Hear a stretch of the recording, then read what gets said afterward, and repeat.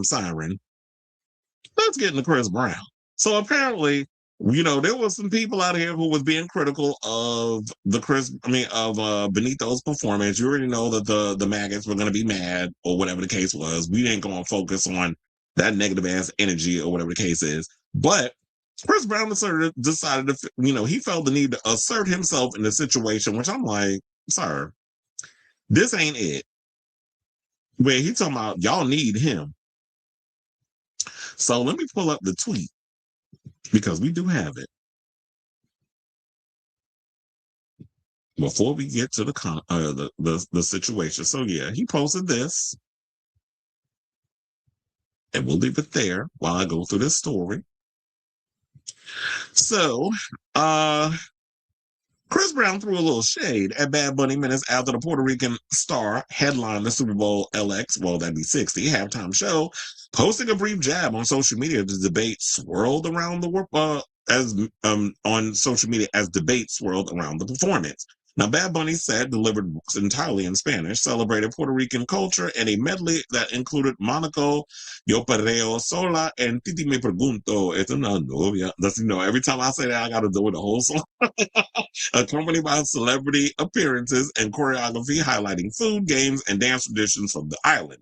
Now, surprise moments featured Lady Guadalupe performing her ballad Die With a Smile, and fellow Puerto Rican star Ricky Martin joining the show. Now, while many viewers praised the performance, it also drew backlash from some critics who objected to the NFL spotlighting a Spanish language act. You mean all the races. Now, the artist had previously been outspoken on political issues, including criticism of U.S. immigration enforcement, adding to the broader debate surrounding his selection.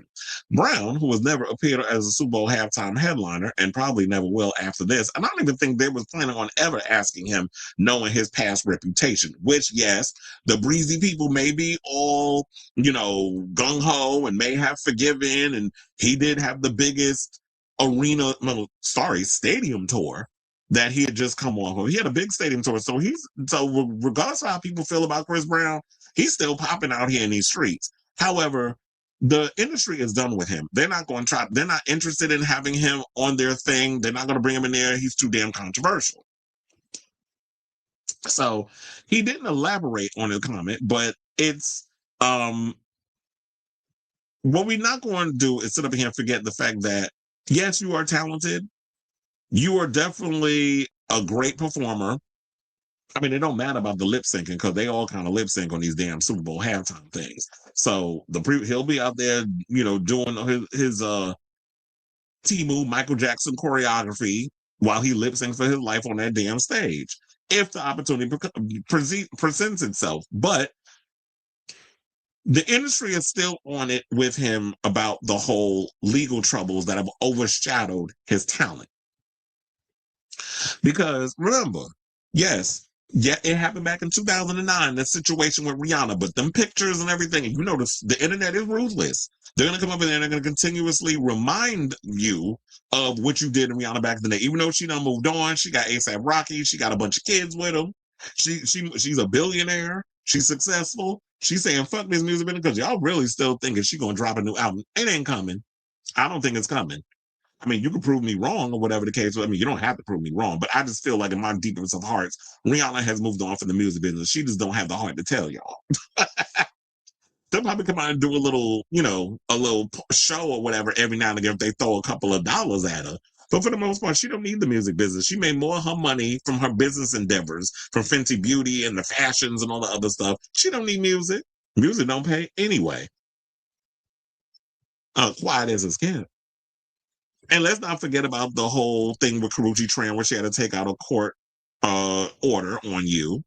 And then let's not forget about the allegation where you assaulted a music producer in London. And then there was a thing where backstage, you and your goons went and jumped some dude at your concert. So there's been many of things over the years. I could understand if it was a one-time incident with you and Rihanna and you ain't did nothing since. You did your penance, you did your time, you did your community service, you did all the things. And you proved that you were on the up and up. If that was a one-time situation, I will understand that. But you've done so many things repeatedly that it's gotten to the point where people don't take you seriously or want to have that kind of controversy.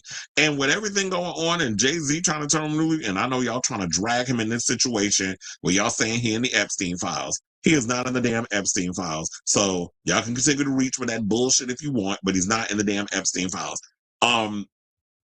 Or whatever. Jay-Z is the one that's running the music situation. So nothing, they're not gonna put him in there. He's too much of a liability. And also the Super Bowl halftime don't pay in crack cocaine. So you're not getting to be up in there and do this performance, whatever the case is. So Chris, continue to go out and perform and make your coins and sell out your stadiums like you just recently did. You can do all those things, have those accolades. You know, women will continue to go and support you regardless because these women out here clearly love a bad boy. Because one of my friends said, I'm going to say this one time, the NFL Super Bowl halftime does not need you. Hell, we don't even need you. You damn sure don't even need us because you're anti-black as fuck. You don't even like black women. You beat women's asses and you continue to pander to our community because you want to hold on to your non-black fan base so badly. He said, I'm just going to blame this on the alcohol and crack because you damn sure don't even mean what you just said. Chris out here just being messy. But yeah, I don't necessarily see him ever getting an invite.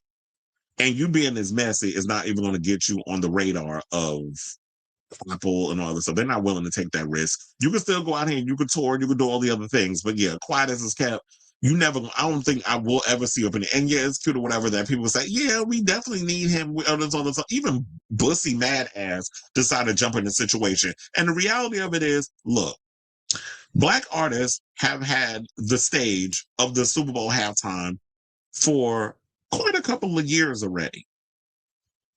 Let other genres of music have their moment. Let Puerto Rico have their moment. Let all the other Hispanic communities have their moment since they were brought in at the, in that closer when all the flags and stuff came out. But nevertheless, let Puerto Rico have their moment. Let these people, other cultures have their moment in the spotlight. Black people ain't got to be at the center of everything. You've had the last couple of Super Bowls. Let other people have their thing. So shout out to you, Bad Bunny.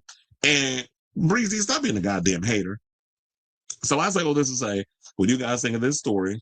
Whatever your thoughts are, let me know in the comments down below.